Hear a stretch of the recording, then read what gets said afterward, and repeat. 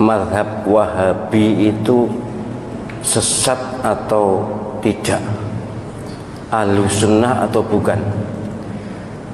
Ya begini, ini sebenarnya sudah pernah saya terangkan ya, mungkin tidak menonton YouTube atau belum diunggah, saya lupa, tentang Wahabi.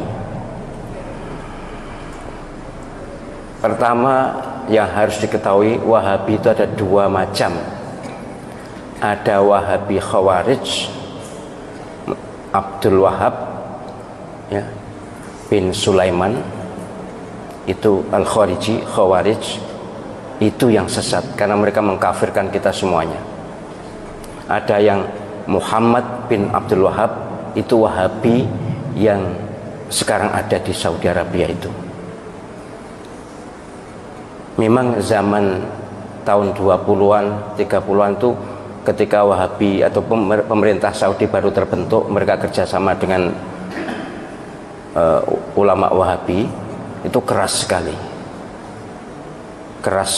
akan membongkar makam Nabi ya, akan memindahkan makam Nabi, semua wirid dilarang dan sebagainya, keras sekali, sehingga berdirilah NU ya, merespon itu, dan ormas-ormas di dunia keberatan dengan langkah Wahabi.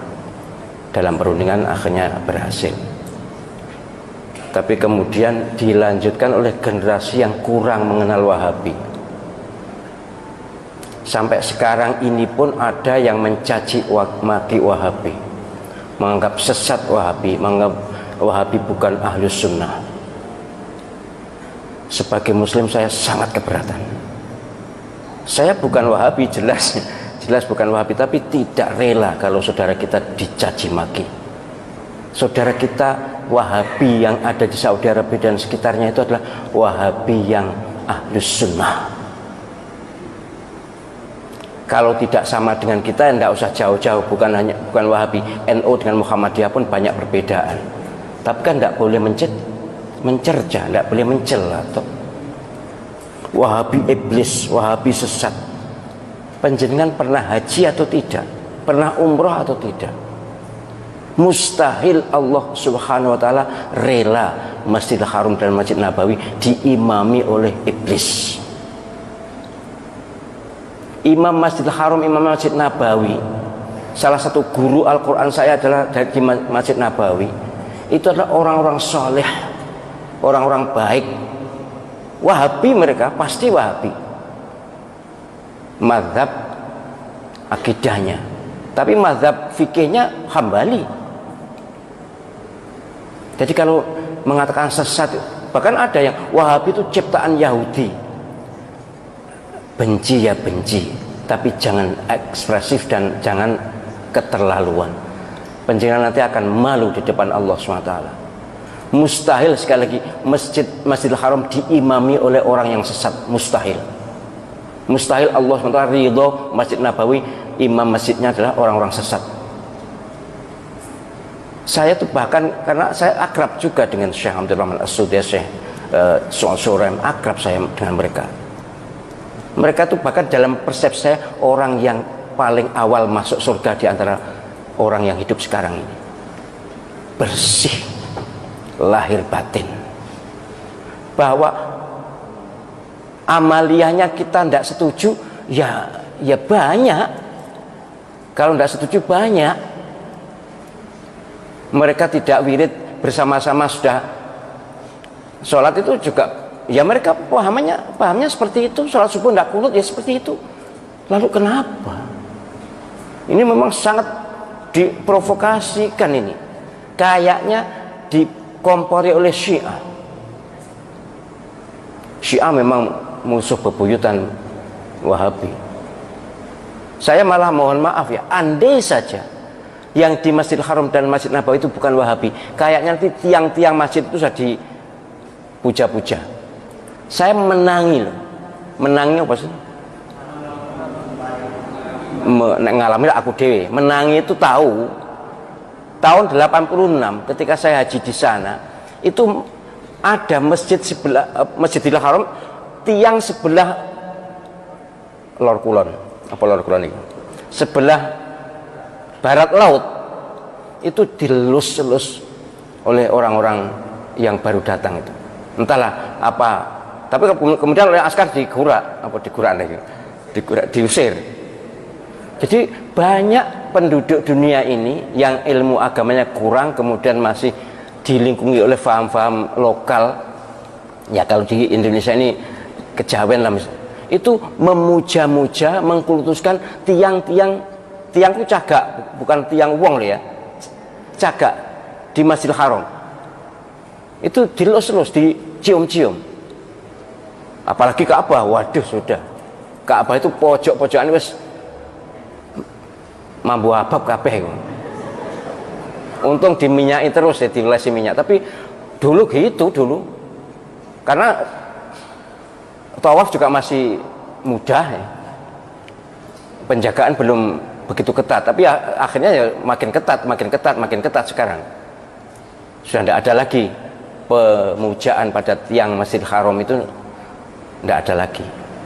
Yang mencuri-curi memang masih ada, misalnya makom Ibrahim itu ada yang mencium-cium, ngelus-ngelus, kemudian dengan sapu tangan lalu diusapkan muka, masih ada. Itu kok umpama ditoleransi bisa seperti makam Imam Syafi'i di Mesir. Mereka kan bukan Wahabi. Imam Malik, Imam Syafi'i yang terkenal di Mesir, mazhab fikihnya, mazhab akidahnya Asy'ariyah, Mesir. Itu makam Imam Syafi'i saya tahu dengan mata kepala sendiri. Waduh, digunakan tawaf. Ya kalau saya mengingung, memang tidak seketat di Saudi. Kemudian ada orang yang kirim surat, yang makam dia kirim surat. Kemudian ada naruh uang,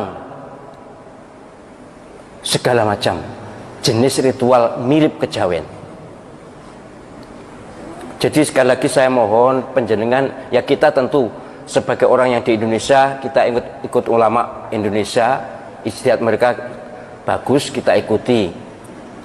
Ahlus sunnah wal jamaah. Tapi kita juga harus ngerti kata ahlus sunnah wal jamaah itu kalau bidang akidah memang Asy'ari. Itu pun 400 tahun setelah Imam Asy'ari wafat loh. Saya tulis di disertasi itu. Jadi istilah ahlus sunnah wal jamaah itu bukan Imam Asy'ari langsung. Imam Abul Hasan al Asy'ari itu tokoh ahlus sunnah wal jamaah yang diidolakan dengan Abu Mansur al Maturidi. Tapi sebenarnya yang membuat istilah faham ahlus sunnah wal jamaah, membuat nama itu bukan Imam al Asy'ari sendiri. Ada berikutnya, ulama berikutnya.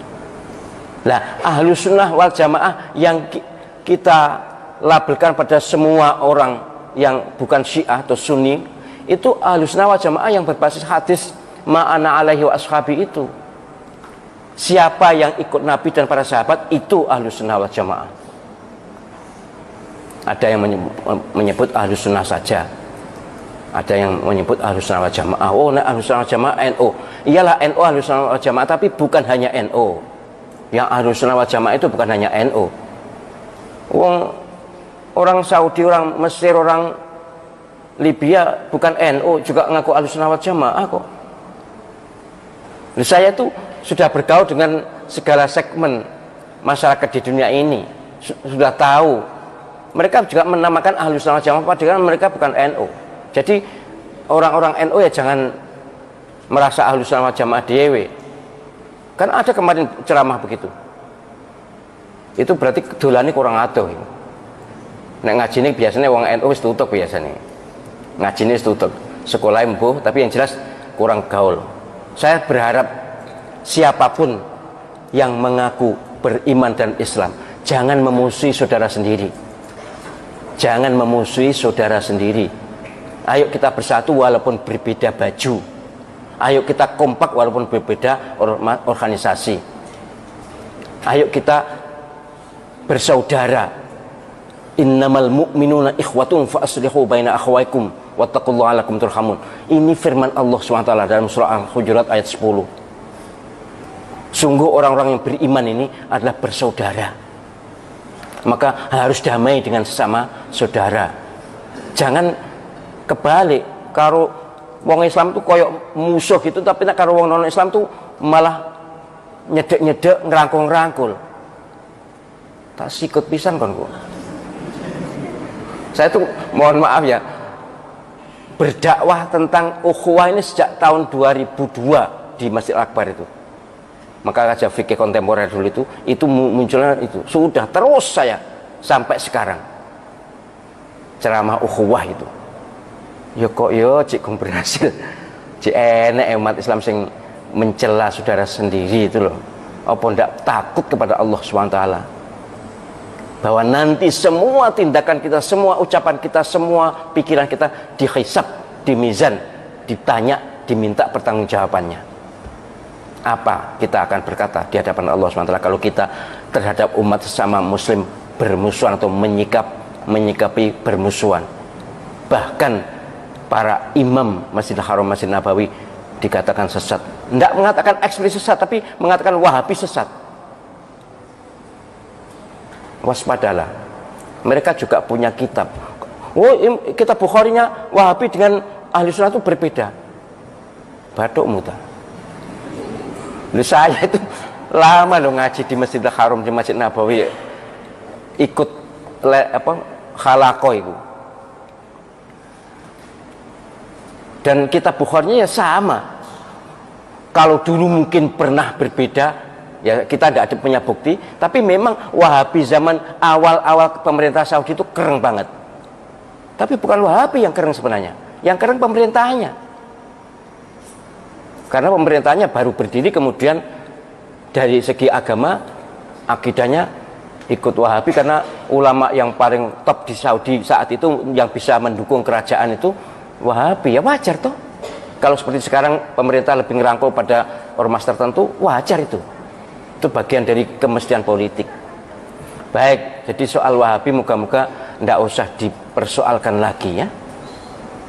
Sekali lagi kita kalau haji, kalau umroh ke Saudi Arabia, di Masjidil Haram, Masjid Nabawi itu imamnya adalah beraliran Wahabi. Kalau kita katakan Wahabi sesat, berarti kita bermakmum pada orang sesat. Waspadalah, itu adalah labelisasi atau stigmatisasi yang sangat berbahaya untuk ukhuwah Islamiyah dan akan diminta pertanggungjawaban di akhirat nanti.